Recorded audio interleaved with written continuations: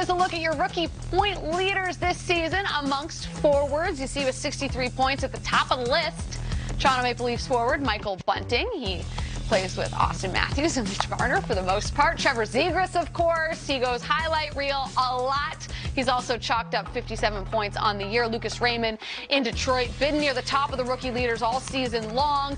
Anton Lindell out in Florida. Tanner Jeannot has a ton of goals this season as well. I'm not sure what he's at the moment, but I know he is the leader 24 in goals. And I believe the majority of those are also at even strength. And then you've got Dawson Mercer as well. So we know that there are Rookie of the Year candidates on the back end and between the pipes as well. But let's just start with the forwards. You look at that list. What pops out for you? For me, to be honest with you, the guy that wasn't on that list is who pops out for me. And who would that be, EJ? Don't say a defenseman. I would say it's going to be Matt Boldy. I would say it's going to be Matt Boldy. You're exactly right. Why would I say Matt Boldy, though? Why? Because you're in Minnesota all the time. That's why. No, because we didn't do what you need to do, which is, first of all, qualify. What is the minimum number of games you need? Mario Lemieux, he's had some years where he won like the MVP with 60 games. Yeah.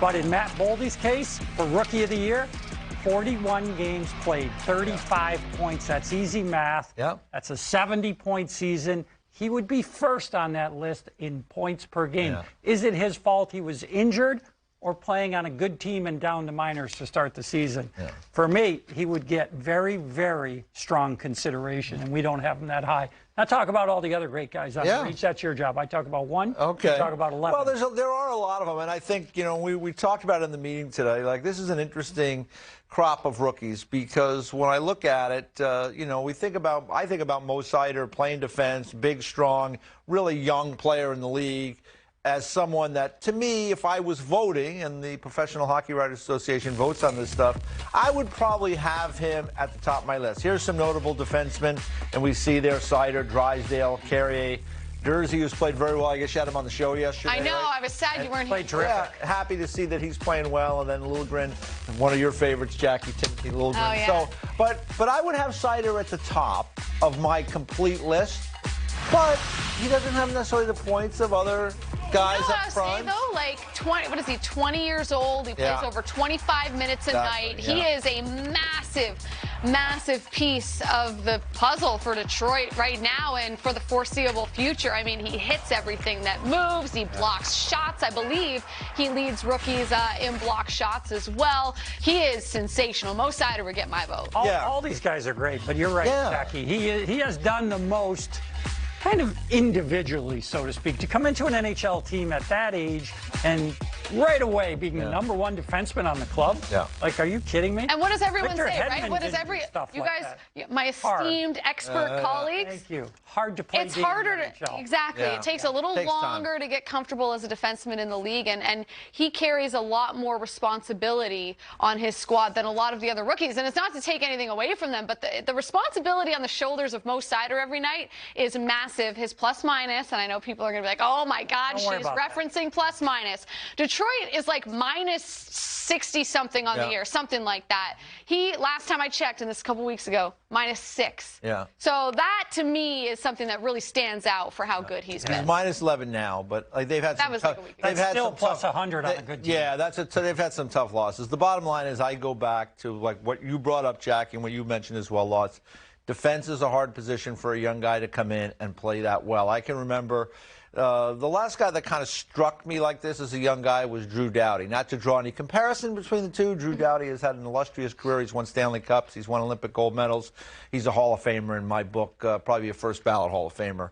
But this guy has come in at this age and played very, very well, more than 23 minutes a night. He's provided some offense as well. As you point out, he's a load back there. Yeah. He's happy to introduce himself to people on a physical basis, and we've seen some of the hits this year when he's knocked guys into next week. So he has been asked to do more, in my view, than anyone else. I mean, when you think about Michael Bunting, he's having a great year, and good for him. There's been a lot of discussion about his age. You know, for me, I just think he's been in a great situation. I'm really happy for him that he's playing so well. He's taken advantage of that. It's not, people will say, well, he's playing with Matthews and Marner. Anybody can do that. No. He has fit really nicely. He's played very well. He's taken advantage. But when I think about the bigger picture with some of the other guys, like Seider, and even like a Trevor Zegras, right? Because it had a very young player coming to the league. Yeah.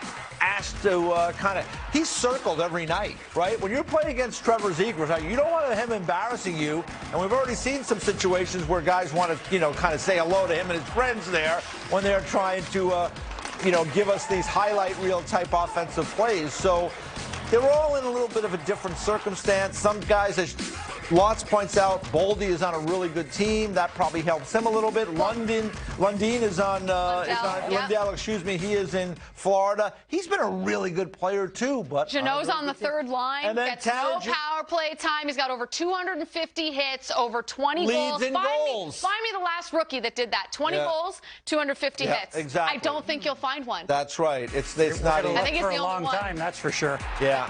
I don't even think Ovi had over 250 hits his first year. Yeah, he's been a horse, and he's a great story.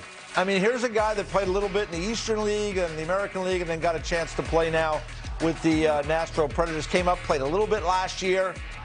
And, boy, he's been an impressive guy. He plays a hard role in a hard game, and you said it earlier, not a lot of power play time. Leads all rookies with 24 goals. I can settle this between you two. It's not an argument. We're just, listen, we're passionate about it. This We're looks getting a lot excited. like an argument. Let me tell you something. We're chopping it up. We're chopping it up.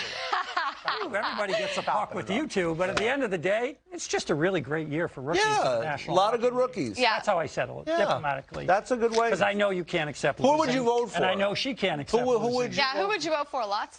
Truly. Yeah. Mo Seider. He votes Mo He Seider. relapse, obviously. People can believe me. People can believe Mo me or Seider not, would be my but- choice. Yeah. Yes, absolutely. Everybody looks at hockey teams different. You could easily select 5 or 6 guys. Yeah. You could ask 30 GMs in the league right now, who would you take first out of all these players in this rookie crop? Yeah. And yes, you'll get some Mo Seiders. You'll get some Matthew Boldies, too, in my opinion. You'll get some Lucas Raymonds. Get some Trevor Zegras. You'll definitely have some Trevor. It'll be Zegras interesting to on see top of your salad. what the three finalists are. That's what's going to be interesting to me, because I think, again, not to say that one deserves it over the other, I think you could make a solid case for all of these guys. For me, I lean towards Mo Seider as the winner. I really like Tanner Jeannot, so for me, I hope he's a finalist. And I think Michael Bunting, I know I'm the Toronto homer in the house, but I do think, to your point earlier, EJ, like, playing with Matthews and Marner, is it beneficial? Of course, but it's not always easy. You have to understand the role. You have to understand how you make it all work and how you contribute to those guys. So, what did we miss, Jackie? We missed one section. We didn't the goaltending mention section. Exactly. Jeremy Swayman. Not once did we mention Jeremy. Well, now we are. Swayman. And we're only There they doing are. it because Jack Edwards is the type of guy who's going to call us and say, why didn't you mention him? We hope he's listening. There he right is. now. Maybe Yeah, he will. now you did. He'd be right to call us because we should mention Jeremy Swayman, who's going to play. You know, in the National Hockey League, if you play over 41 games, you are considered a starter, at least for arbitration purposes. Yeah. And he's going to be there. Yeah. So it's incredible what he's done, particularly what he's gone through. He has played in the minors. He did have to start really good, have a job, lose his job because a potential one of the best goaltenders ever for the Boston Bruins comes back. Yep. So you're out. That's tough to take. Yep. Yeah, You know, of course. we don't want to have to leave. We're out. Somebody came back. Eej and I are out. That'd be tough to take. You know what's interesting to me, and it goes, about the qualifications for the Rookie of the Year, is that Alex Nedeljkovic is still a rookie. I mean, we would never think of him as that, right? Because he was an impactful player for Carolina last year. And then he was someone that got to play in the playoffs. He's moved to Detroit, and yet he is still a rookie. But that's sometimes the case with goaltenders because they don't play every single game, and he obviously still qualifies. But I just found it interesting that even after all this, he still qualifies for the Rookie of the Year voting. Well, we only have to wait just a little longer to find out who the finalists for Rookie of the Year will be.